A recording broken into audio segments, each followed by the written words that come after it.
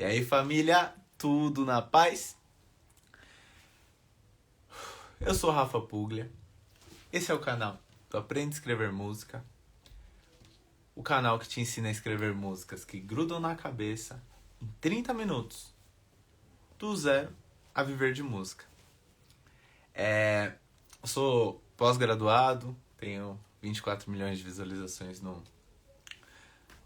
YouTube com o meu trabalho, certo? E o vídeo de hoje é sobre... Oi pessoal, tudo bem? E aí, Biel, beleza? O vídeo de hoje é: teoria musical não entra na sua cabeça? Vem com o Rafa, vem comigo. A live de hoje é pra quem? A live de hoje é pra quem quer melhorar em teoria musical. A live de hoje não é pra quem? A live de hoje não é pra quem não quer melhorar a teoria musical.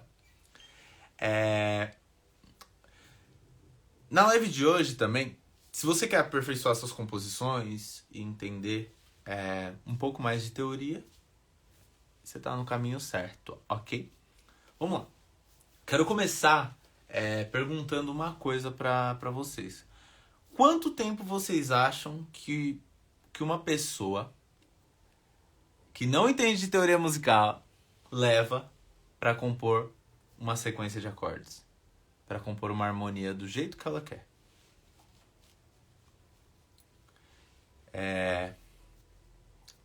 Assim, eu acho que muito tempo. Às vezes um dia, às vezes 2 horas. Já quem manja de teoria musical, leva quanto tempo? 10 segundos? 40 minutos o Biel falou. Pô, eu levo 10 segundos, 20 segundos, 30 segundos. Aí fica fácil, né, Biel? Quando eu falo pra compor todos os dias, fica muito mais fácil fazendo nessa velocidade. E eu também quero explicar por quê. Que é importante, né? Como a gente viu, é uma economia de tempo gigantesca gravar, entender teoria musical, entender de harmonia. E é muito mais profissional. Por que profissional? Você fala, Rafa, mas ninguém vai ver eu no processo de composição, de harmonia, isso e aquilo. Quem falou? Quem falou que ninguém vai ver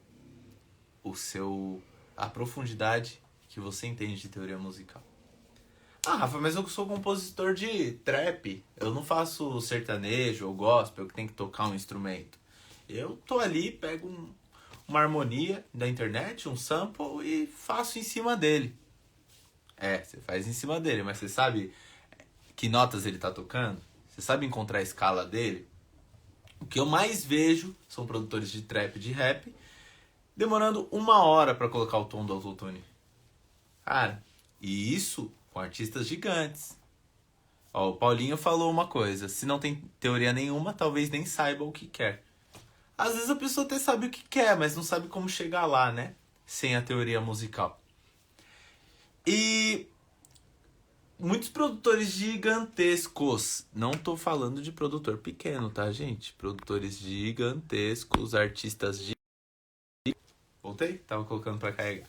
Artistas gigantescos não entendem de teoria musical. Então, assim, 1 hora pra colocar o tom do autotune. Eu vejo isso acontecer direto em estúdio. 1 hora, gente. Tom do autotune é uma coisa que eu já resolvi quando eu comecei a compor.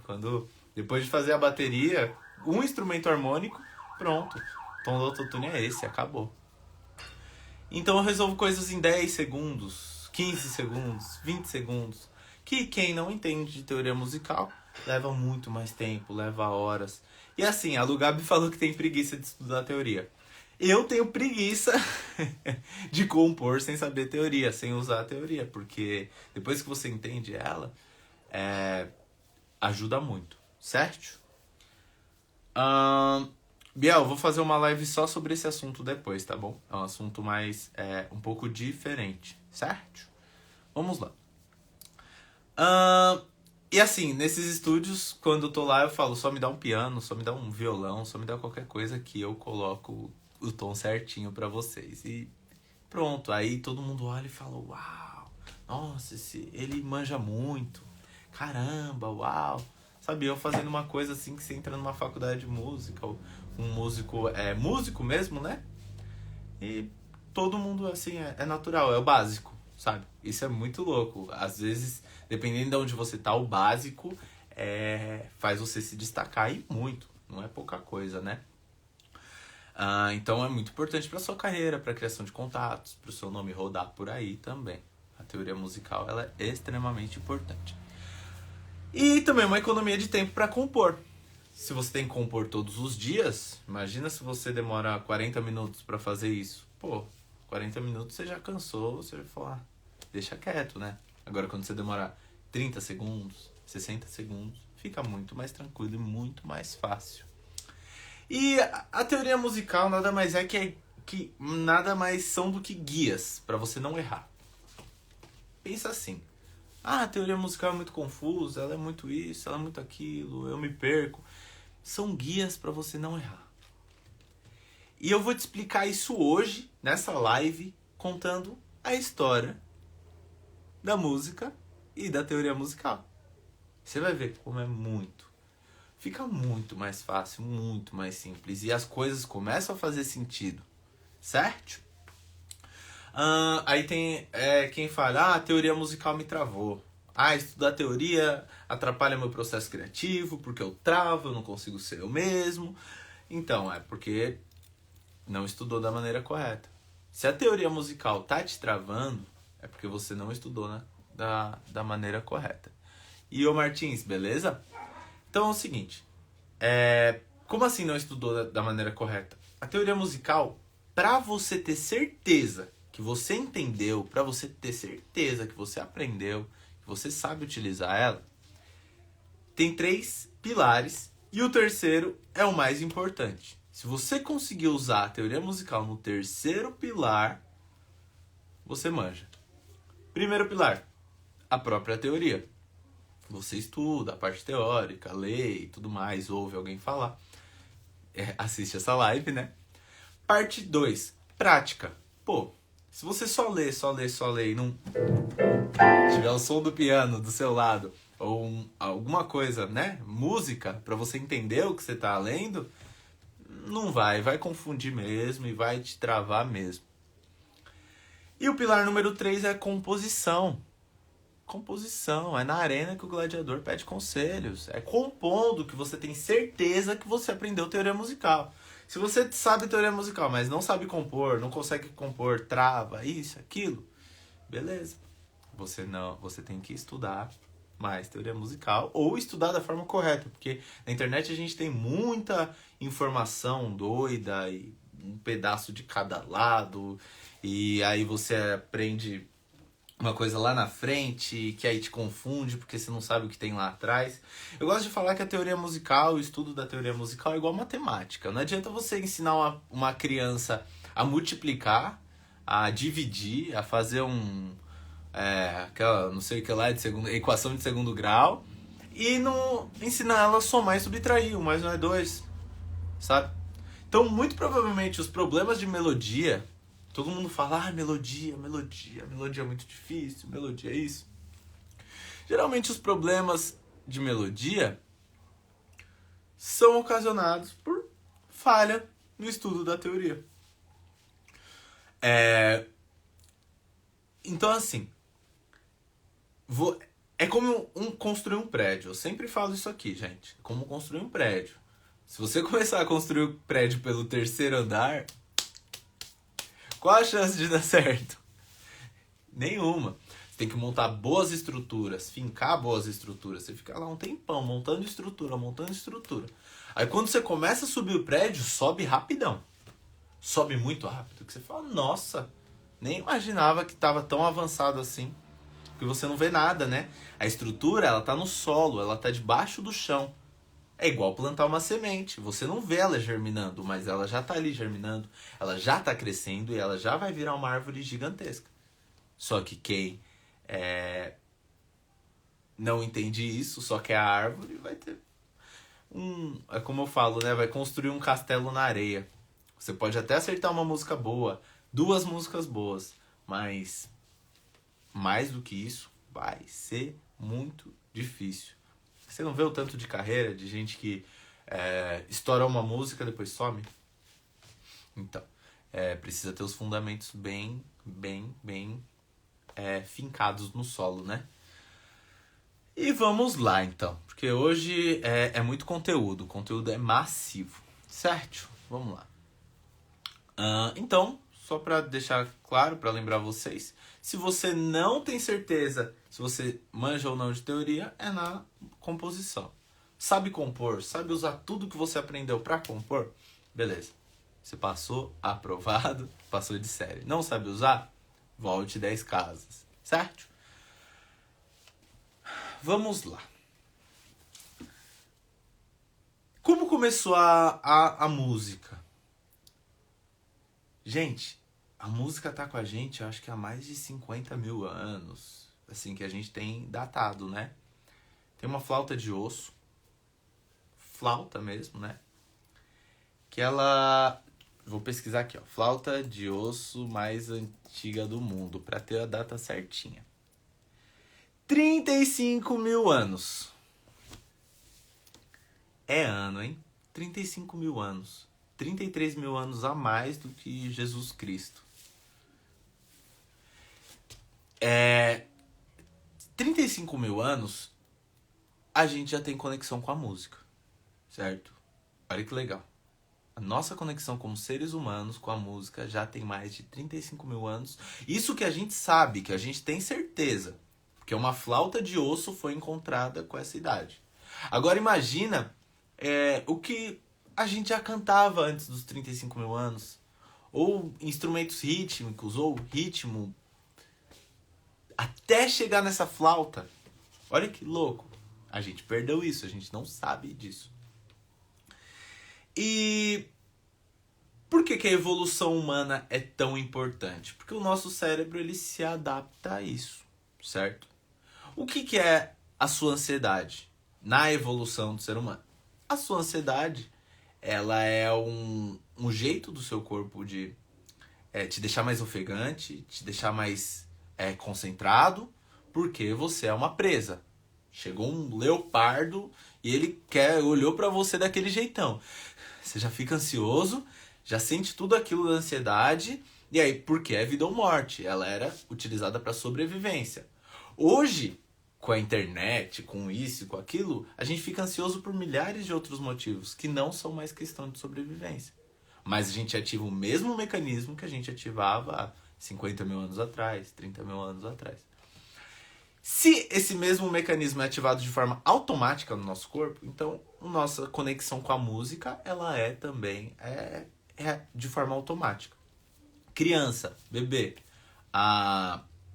Eu tava com um bebezinho hoje, né? Hoje não, no domingo. É sobrinha da minha sócia. Aí a gente tava com ela tem 2 meses, pequenininha, bonitinha. E ela já reage à música, já reage a som. Ela só para de chorar quando começa a tocar a abertura de Caminho das Índias, o pessoal tava falando. Olha que louco. Recém-nascida, de 2 meses, já reage à música. Muito louco isso, né? Então isso já tá interno, já faz parte do ser humano. E entender essa evolução é como você vai entender o impacto da melodia, da harmonia, como usar as ferramentas, o porquê usar essas ferramentas, certo? Então vamos lá. Ó, antigamente nós não tínhamos notas musicais, né? Elas não existiam, certo? Aí a Igreja Católica, só que imagina, o Rafa criou uma música, aí minha música é aqui, ó.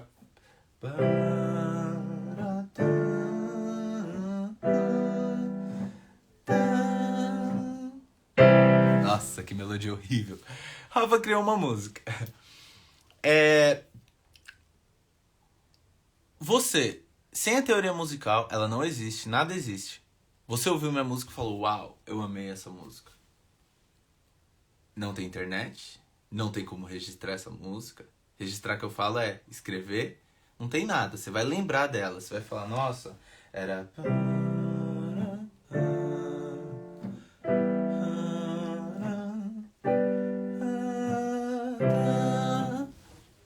Olha a música do Rafa. Fui viajar, voltei com essa música, toquei pra vocês. Só que a música que eu toquei antes dessa era muito diferente. A melodia era diferente. Por quê? Porque o nosso cérebro, a nossa memória é falha. E a Igreja Católica, ela teve um momento que ela olhou e falou, chega. Vamos dar um jeito de guardar a música, guardar as músicas, de escrever, de, sabe, não perder as músicas. Pô, uma pessoa morre, um músico incrível morre, e aí? Já era, as músicas dele somem. Então a igreja começou a escrever a partitura que a gente conhece. Levava na igreja, eu gemia junto com os cantos. Aí, ó, exatamente, ó. A Gabi falando sobre quando ela era pequena e como ela reagia à música.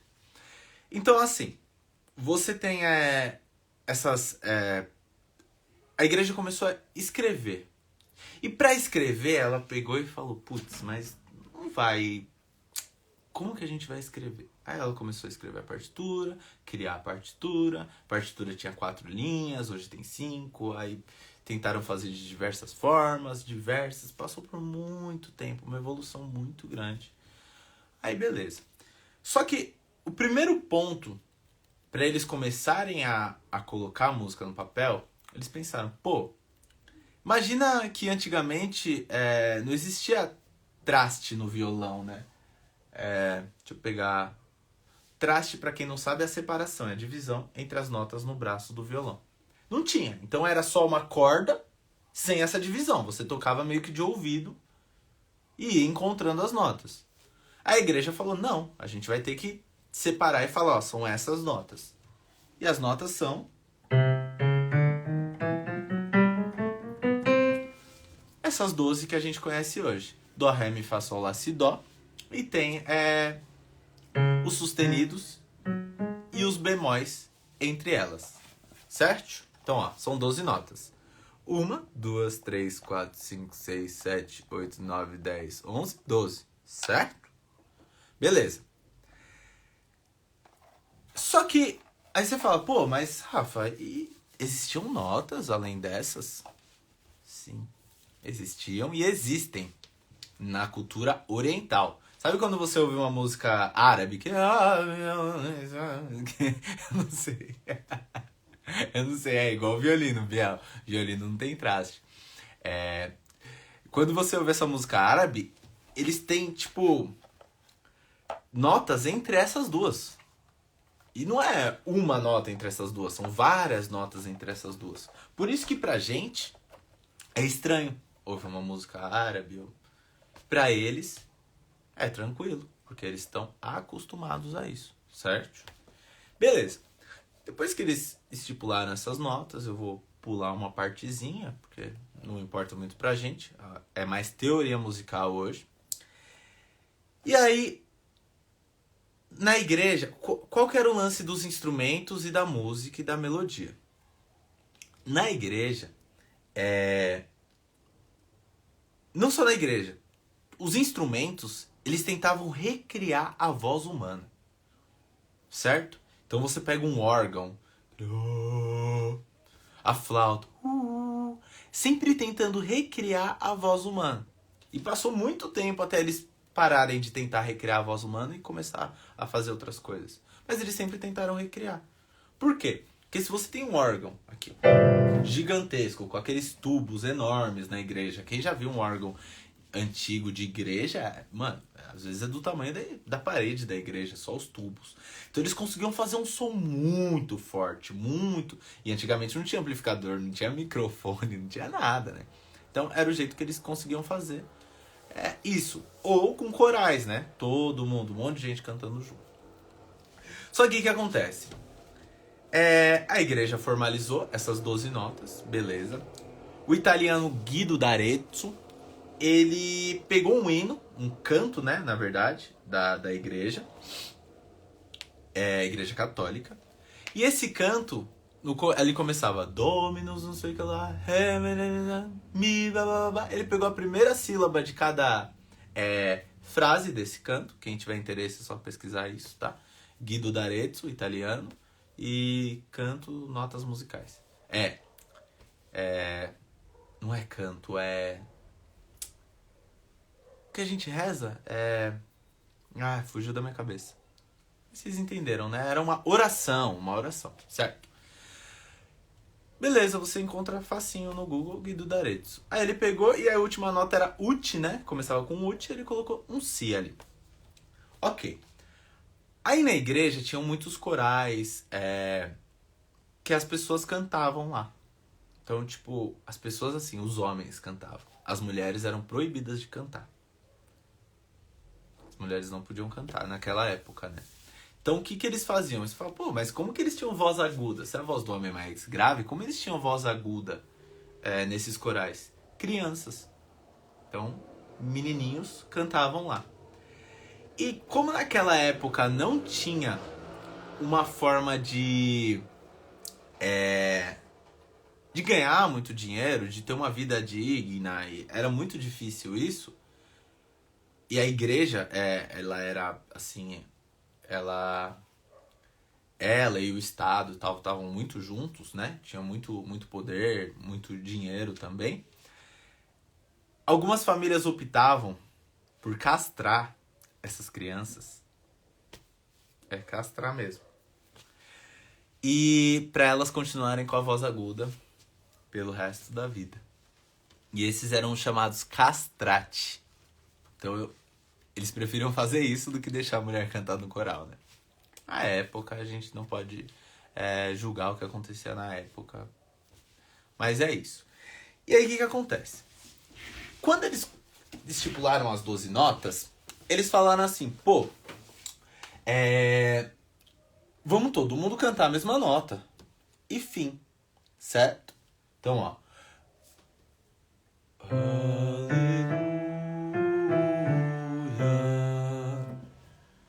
Ó que legal. Ó que gostoso.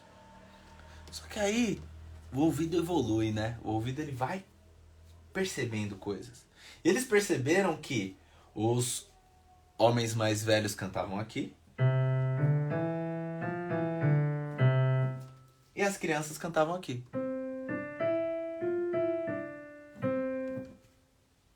Eles falaram, mano, mas é a mesma nota. Como assim? Aí, toca de novo, né? Toca junto. É a mesma nota, como assim? Então quer dizer, tudo começou com todo mundo cantando a mesma nota. E essa foi a primeira separação que teve, que a gente chama de uma oitava, né? Ó, você tem aqui 2 teclas pretas, 3. 2, 3, certo? Antes das 2 teclas pretas, das primeiras, você tem o dó. Aí faz dó, ré, mi, fá, sol, lá, si, dó. E repete, ó. Voltou pra antes das 2 teclas pretas, certo? E aí eles perceberam que os homens cantavam no mais grave e as crianças no mais agudo, mas era a mesma nota. E ele falou, beleza. Ó, separou, que gostoso que é isso de ouvir, né? Só que com o tempo, eles foram tocando isso e o ser humano vai cansando das coisas, né? E aí eles falaram, pô, tem uma outra nota soando aqui, ó. Tem uma outra nota soando aqui. Que nota é essa? Essa nota é o 5º grau. Então...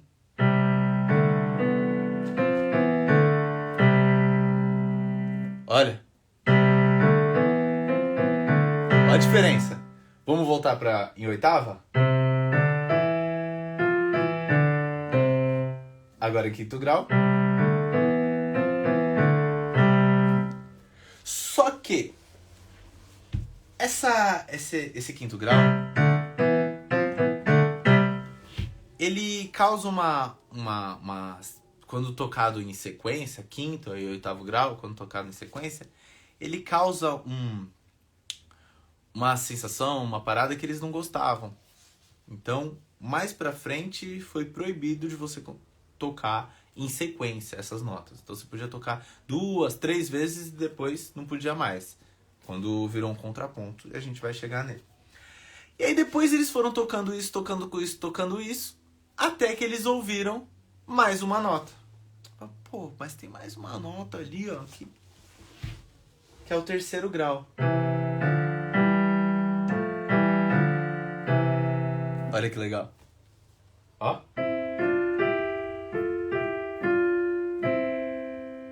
Puta, eles falaram, nossa, que lindo que ficou, uau, mind blowing. Certo? E até que alguém, tem o nome do cara, tá? O cara que escreveu as regras do contraponto. Ele falou, e se a gente misturar tudo? Se a gente misturar essa oitava com o quinto grau, com o terceiro, o que será que acontece? Então, se vocês querem ficar bravos com alguém, esse é o cara. E aí, aconteceu o quê?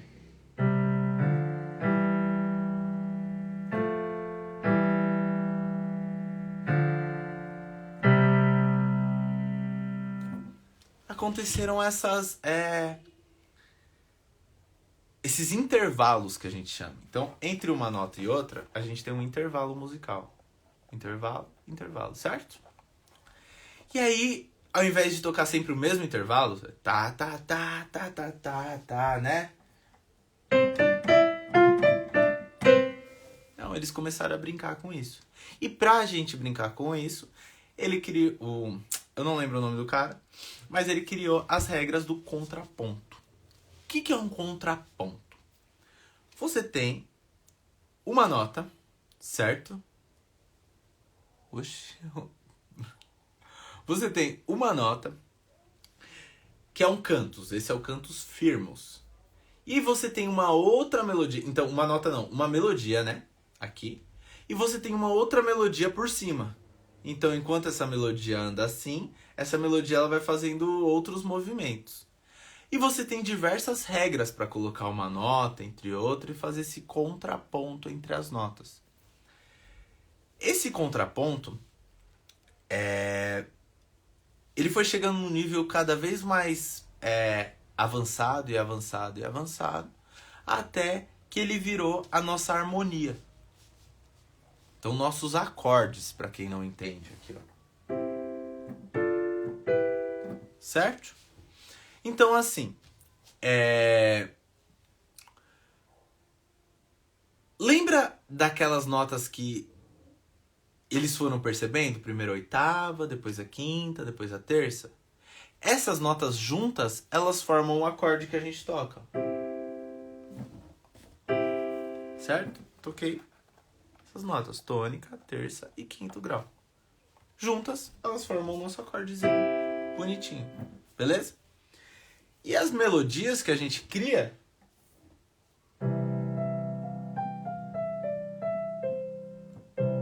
estão dentro dessas notas também.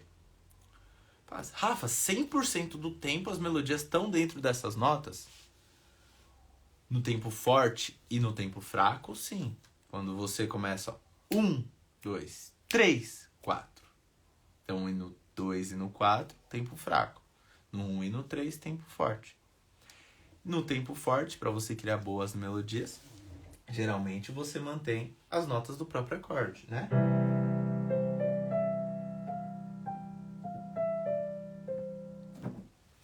E qual o impacto da harmonia na nossa melodia, usando a melodia?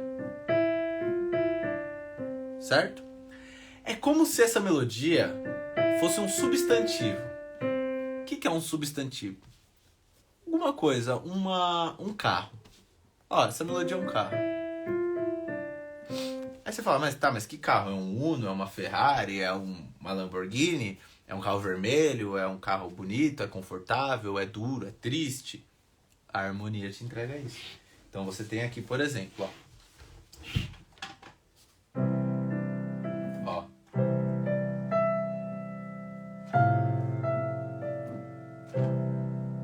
Legal. Vamos trocar isso aqui?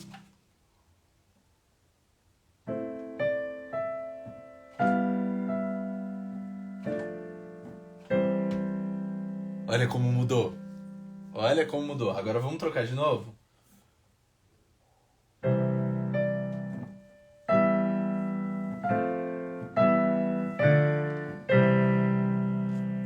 O que você faz por baixo das notas é a sua harmonia, são os seus acordes. E foi o que eu falei no começo da live. Quanto tempo demora para montar uma sequência de acordes uma pessoa que entende de teoria musical? E quanto tempo demora uma pessoa que não entende? O Biel tinha falado 40 minutos. 40 minutos ele demora para montar os acordes. Agora eu vou explicar para vocês como a gente monta isso em segundos, por exemplo. Certo? Primeiro, eu tenho que te mostrar uma coisa, ó. Nessas notas do Ré, Mi, Fá, Sol, Lá, Si, Dó que a gente viu, ó, a gente tem notas sensíveis. O que são notas sensíveis? Elas causam tensão. Elas causam uma expectativa. Então, se você quer causar uma expectativa em alguém, na pessoa que está ouvindo sua música, no seu fã, você usa essas notas. Então, ó.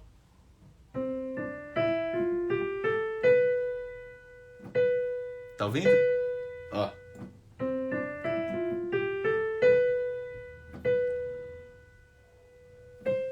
Ó, ufa.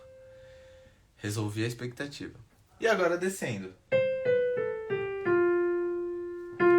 Ó, ó essa tensão, ó. Fica aqui no ar, né? Parece que...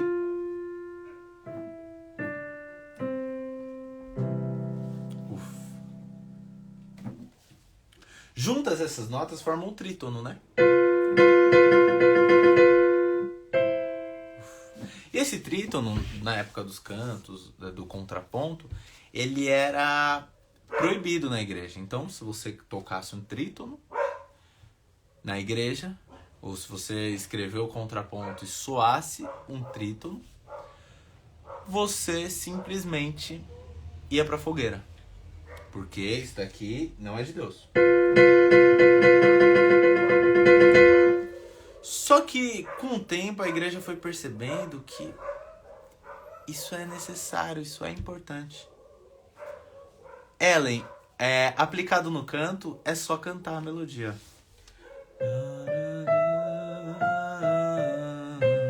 Ó.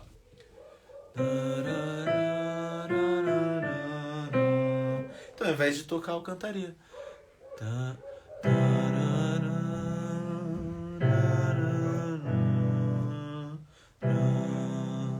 Certo? A única diferença é que é isso. Se for aplicar o canto, é só cantar a melodia. Beleza? É a mesma coisa. Teoria universal, independente do instrumento.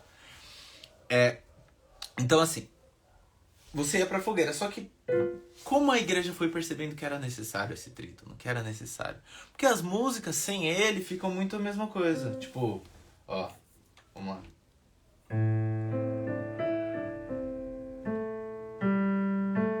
A música fica parada.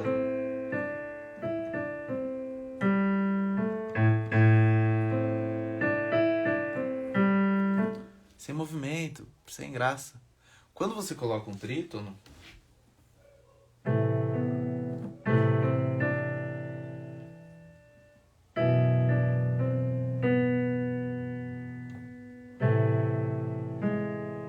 opa, desculpa. Então vem aqui, ó.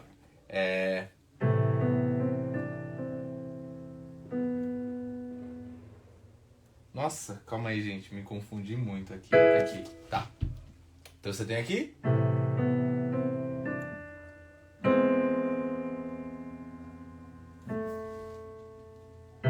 Tá vendo essa tensão?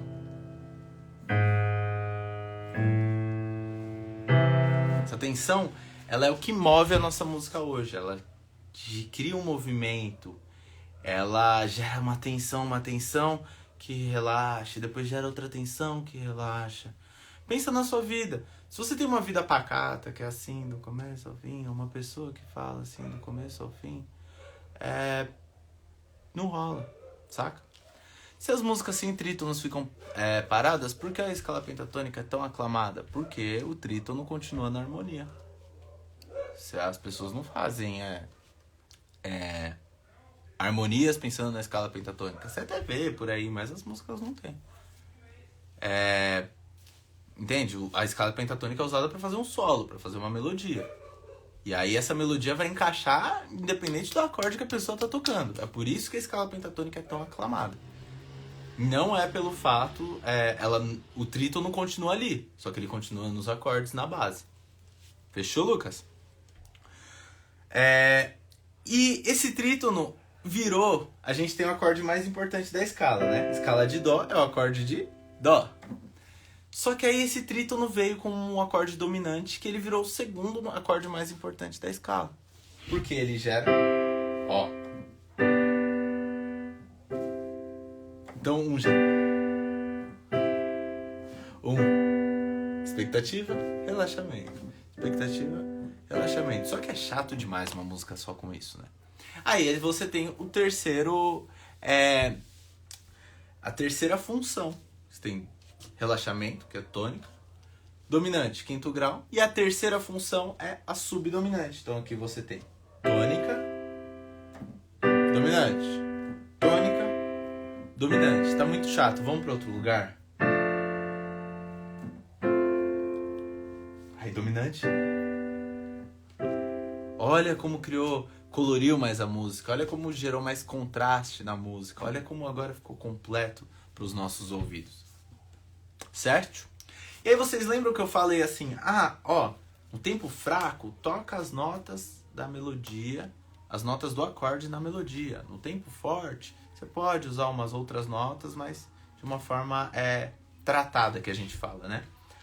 Quando você pensa em acorde, é exatamente a mesma coisa, é a mesma regra. Então você tem 4 compassos. O que é um compasso? Você conta 1, 2, 3, 4. Um compasso. Esses 4 tempos formam um compasso. Claro, isso muda, tal, mas vamos começar aqui. 1, 2, 3, 4. Acabou. Certo? Então, em 4 compassos, você tem 4, 8, 12 e 16 tempos. O segundo compasso e o quarto compasso são compassos fracos. O primeiro e o terceiro são compassos fortes. O que isso significa? Priorize o trítono. Ele não é duro de ouvir, ele não é mais difícil. Coloca no compasso fraco, que ele passa com mais tranquilidade. Ele passa de forma mais fácil. Eita, esse carro com som. Passou. O trítono passa com mais facilidade por ser em um tempo fraco. Então vamos ver isso daqui na prática, ó. 1, 2, 3, 4. 1, 2, 3, 4. 1, 2, 3, 4. Trítono. E o acorde de tônica, o de relaxamento, o dó no caso, ele é muito melhor estar no primeiro compasso. Certo? Por quê? Porque quando você gera uma expectativa você tem que relaxar. Claro, dá pra mudar isso? Dá pra mudar isso. Você é livre pra fazer isso. Mas, quando você entende que, você tem 4 lugares pra colocar um acorde. O primeiro é a nota, é a escala. Então, dó. O último é o trítono. Então, sol. Faltam 2. Nesses 2 você vai fazer o quê? Que você quiser. Muito louco. Você pode colocar qualquer outro acorde da escala, desde que ele não seja o si meio diminuto, né? O 7º grau. Só isso. Então você pode colocar qualquer outro acorde da escala nessa brincadeira. E aí você cria 500.000 harmonias em 10 segundos, 15 segundos. Vamos ver? Ó, aqui eu tenho dó, certo? Ré menor. Aí aqui eu vou pra lá menor. Ó, e sol. Dá pra fazer um pop aqui, né? Aí, vou mudar, hein? Dó. Fá. Dó de novo. E sol. Vamos mudar de novo?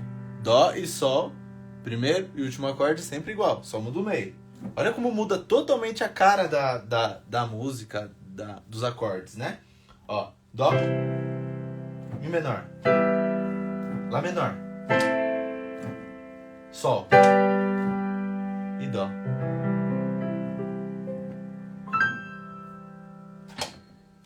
Certo? Entenderam? Quando a gente compreende a evolução musical, quando a gente compreende a evolução do nosso ouvido, a evolução do ser humano, fica muito mais fácil entender tudo na música. Tudo. Que as coisas fazem sentido. E eu quero passar esse exercício para vocês hoje. Então, se vocês estão compondo, se você compõe no computador, no instrumento, tanto faz. 4 compassos. Primeiro, acorde tônica, que é o dó, certo? Último acorde é o sol. E agora você brinque com os 2 acordes do meio e crie novas sensações, novos gostos, novas harmonias. Quero que você crie 7 dessas, tá? Então você vai brincar e vai criar 7 dessas harmonias com 4 acordes. Por que 7? O grito estaria errado, a agonia musical em dó maior. Não entendi, Ellen. Não entendi, Ellen, desculpa. Então, você vai criar 7 harmonias. Por que 7? Porque você consegue fazer uma composição por dia da semana. Você fala, Rafa, mas pô, isso não vai ficar muito pastiche, muito... Não vai, porque você está fazendo do jeito certo. Você está compondo da forma correta. E dessas 7 composições, dessas 7 harmonias, escreva uma letra para cada uma depois. Então passa 7 dias, escreve essas 7. Passa 7 dias, em 5 minutos você escreve essas 7 harmonias. E você escreve uma letra para cada uma. Pronto, você compôs 7 músicas em uma semana. Ah, mas e a qualidade das músicas? É a mesma coisa da teoria musical. Se você compõe da forma correta, se você usa os 7 sentidos, se você procura temas, ser específico nas suas letras, você vai compor 7 músicas legais. Mas eu não quero música legal, eu quero o hit. Então, será que entre as 7 músicas você não vai ter um hit? Entende? Nessa consistência de compor, nessa consistência de fazer. Foi o que eu falei no começo. Você tem certeza que você aprendeu teoria musical, que você estudou a teoria musical da forma correta, quando você consegue compor com ela. E a composição, se você olhar ela como um estudo, sem aquele peso, sem aquela carga emocional, e conseguir compor todos os dias dessa forma, de uma forma mais lógica e tudo mais, você vai se entregar mais, você vai alcançar tudo que você queria, mas o emocional não deixa você alcançar. O emocional sozinho, puro. Sabe? Então é isso. Fiquem com esse exercício. Boa noite. São 9h20. Salve, Julião. Beleza? Já tô terminando. E tamo junto. Qualquer dúvida, é só me chamar aqui.